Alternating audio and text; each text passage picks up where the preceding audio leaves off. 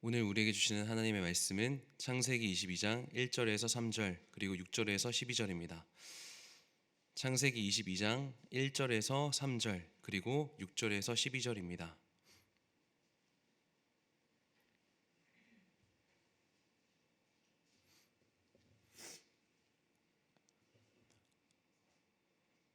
그 일 후에 하나님이 아브라함을 시험하시려고 그를 부르시되 아브라함아 하시니 그가 이르되 내가 여기 있나이다. 여호와께서 이르시되 내 아들 내 사랑하는 독자 이삭을 데리고 모리아 땅으로 가서 내가 내게 일러준 산 한 산 거기서 그를 번제로 드리라. 아브라함이 아침에 일찍이 일어나 나귀의 안장을 지우고 두 종과 그의 아들 이삭을 데리고 번제에 쓸 나무를 쪼개어 가지고 떠나 하나님이 자기에게 일러주신 곳으로 가더니 6절입니다. 아브라함이 번제나무를 가져다가 그의 아들 이삭에게 주고 자기는 불과 칼을 손에 들고 두 사람이 동행하더니 이삭이 그 아버지 아브라함에게 말하여 이르되 내 아버지여 하니 그가 이르되 내 아들아 내가 여기 있노라. 이삭이 이르되 불과 나무는 있거니와 번제할 어린 양은 어디 있나이까.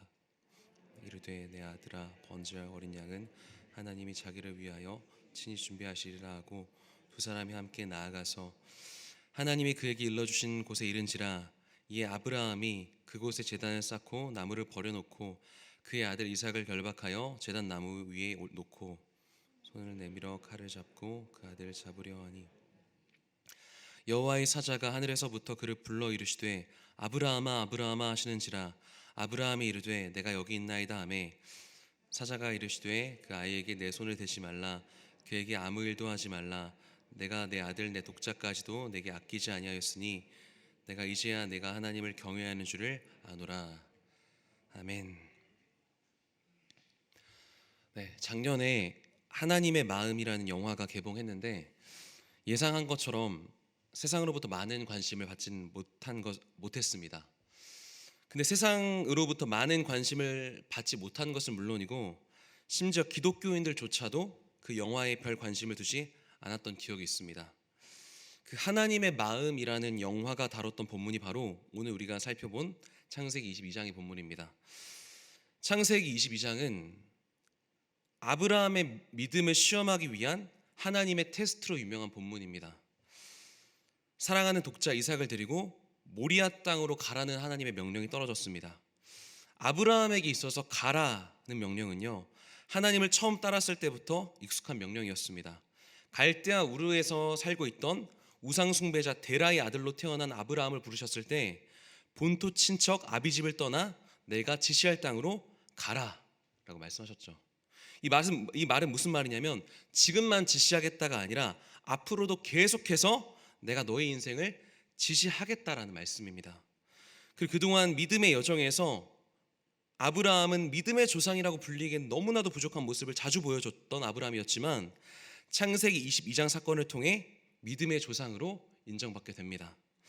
문제는 창세기 22장에서 하나님이 아브라함의 믿음을 시험하시기 위해 주신 명령이 너무나도 비인격적이라는 것입니다. 100살에 얻은 독자 이삭을 번제로 바치라고 하신 것입니다. 이전에는 갈 곳을 모른 채 약속만을 믿고 따라야 했다면 이번에는 목적지를 정확히 알게 되었습니다.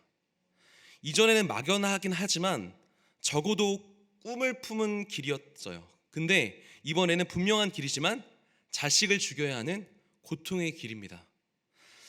사실 아브라함이 이삭을 바치는 건 여러 면으로 봤을 때 말도 안 되는 일입니다. 첫 번째, 인신제사는 하나님께서 혐오하시는 일입니다. 그리고 두 번째, 자식을 바친다라는 것은 복음을 막론하고 가장 기본적인 인륜을 저버리는 일입니다. 그리고 세 번째, 이삭은 아브라함에게 허락하신 약속의 후손이자 이삭을 통해 하나님의 언약을 성취하겠다라고 말씀하셨기 때문에 이 세 가지 측면에서 말도 안 됩니다. 근데 하나님은 지금 아브라함에게 인간의 생각과 계획으로는 도저히 말도 안 되는, 이성으로 다 헤아릴 수 없는 순종을 요구하십니다. 그런데 이 말도 안 되는 요구에 대해 아브라함은 이렇게 반응합니다. 3절 말씀입니다. 아브라함이 아침에 일찍이 일어나 나귀의 안장을 지우고 두 종과 그의 아들 이삭을 데리고 번제에 쓸 나무를 쪼개어 가지고 떠나 하나님이 자기에게 일러주신 곳으로 가더니 아브라함은 즉각적으로 순종합니다. 아침에 일찍이 일어나 하나님께서 일러주신 모리아산으로 가기 위해서 길을 떠납니다. 자신의 생각이나 인간적인 지혜, 사회적 규범이나 주위의 권고를 뒤로하고 묵묵히 하나님의 말씀에 순종합니다. 여러분, 아브라함은 어떻게 이렇게 즉각적인 순종으로 반응할 수 있었을까요? 그동안 오랜 신앙 여정을 거치면서 아브라함이 깨달은 것이 있습니다. 무엇을요? 하나님은 어떠한 경우에도 자신이 약속하신 바를 반드시 이루시는 신실한 하나님이라는 사실을 말이에요. 사람은 화장실 들어갈 때 마음과 나올 때 마음이 다릅니다. 기도하기 전과 후가 다를 때가 있습니다. 절실하게 기도하고 마치 생명을 바칠 듯 매달리지만 결정적인 순간에 믿음이 아니라 상식과 이성으로 돌아가 버린 사람도 많습니다. 아브라함은 하나님의 말씀에 대해 순종하는 길을 걸어가는 데 있어서 장애물이 되는 것마저 제거합니다. 혹여나 종들이 함께 올라가면 말릴 것이 분명하기에 종들을 두고 갑니다. 5절 말씀을 읽겠습니다. 이 아브라함이 종들에게 이르되 너희는 나귀와 함께 여기서 기다리라. 내가 아이와 함께 저기 가서 예배하고 우리가 너희에게로 돌아오리라 하고. 그리고 여기서 또 하나 눈여겨볼 부분은 예배를 마치고 우리가 돌아오겠다라는 아브라함의 고백입니다. 분명히 이삭을 번제로 바치러 가는 길인데 어떻게 이삭과 함께 돌아올 수 있습니까? 히브리서 11장은 아브라함의 믿음에 대해 이렇게 표현합니다. 그가 하나님이 능히 이삭을 죽은 자 가운데서 다시 살리실 줄로 생각한지라. 비유컨대 그를 죽은 자 가운데서 도로 받은 것이니라. 아멘. 아브라함은요, 하나님이 이삭을 다시 살리실 것을 믿었습니다. 왜요? 하나님의 명령이 자신에게 유익했기 때문이 아니라 명령을 내리신 분이 하나님이셨기 때문입니다. 아브라함은 75세에 부름을 받고 30년이 훨씬 넘는 세월 동안 하나님을 경험했습니다. 과거의 약속의 땅으로 가라는 명령에 곧바로 순종하지 못하고 하란 땅에 머물렀던 아브라함이었습니다. 그러다가 아버지가 죽고 나서야 가나안 땅으로 왔습니다. 그래서 창세기 12장에서도 아브라함이 마침내 드디어 가나안 땅으로 왔다라고 기록되어 있죠. 그런데 가나안 땅에 오자마자 기근이 들었습니다. 그래서 아브라함이 어떻게 했죠? 약속의 땅에 머물러 있지 못하고 바로 문명의 도시였던 애굽으로 내려가 버립니다. 또 그곳에서는 자기 아내를 보며 침 흘리고 있는 바로 왕한테 자기 아내를 누이라고 속이기까지 합니다. 그러나 그럼에도 하나님은 아브라함의 가정을 지켜주셨습니다. 하늘의 별같이 바닷가의 모래와 같이 많은 자손을 주겠다는 약속이 있음에도 불구하고 아브라함은 못 기다리고 다메섹 사람 엘리에셀을 양자로 드리려고 했습니다. 그것도 모자라서 사라의 요종이었던 하갈을 첩으로 들여 이스마엘을 낳기까지 합니다. 그리고 하나님의 사자들이 와서 내년 이맘때쯤에 사라를 통해 아이가 태어날 거라고 말씀하셨을 때 하나님의 약속을 비웃기까지 했습니다. 그래서 아이의 이름을 이삭이라고 짓죠. 뜻이 무엇입니까? 웃음입니다. 아마 모르긴 몰라도 아브라함과 사라는 이삭의 이름 웃음이라고 부를 때마다 과거 자신들이 하나님의 약속을 비웃었던 것에 대해서 떠올렸을 것입니다. 그러면서 동시에 날마다 이삭을 보며 하나님이 그 비웃음을 정말로 기쁨의 웃음으로 변화시켜 주셨구나 라는 사실에 대해서 상기시켰을 것입니다. 지금까지 이러한 경험들이 아브라함으로 하여금 하나님에 대한 확신을 갖게 만들었습니다. 머리로는 도저히 이해가 안 되지만 걸었습니다. 왜요? 그 하나님이 말씀하셨으니까. 이해가 안 되지만 제단을 쌓고 나무를 버려놓고 아들을 결박했습니다. 왜요? 그 하나님이, 그 신실하신 하나님이 말씀하셨으니까. 납득도 안 되지만 칼을 들었습니다. 왜요? 그 하나님께서 말씀하셨으니까. 바로 그때입니다. 11절 12절입니다. 여호와의 사자가 하늘에서부터 그를 불러 이르시되 아브라함아 아브라함아 하시는지라. 아브라함이 이르되 내가 여기 있나이다 하매 사자가 이르시되 그 아이에게 내 손을 대지 말라. 그에게 아무 일도 하지 말라. 내가 내 아들 내 독자까지도 내게 아끼지 아니하였으니 내가 이제야 내가 하나님을 경외하는 줄 아노라. 아멘.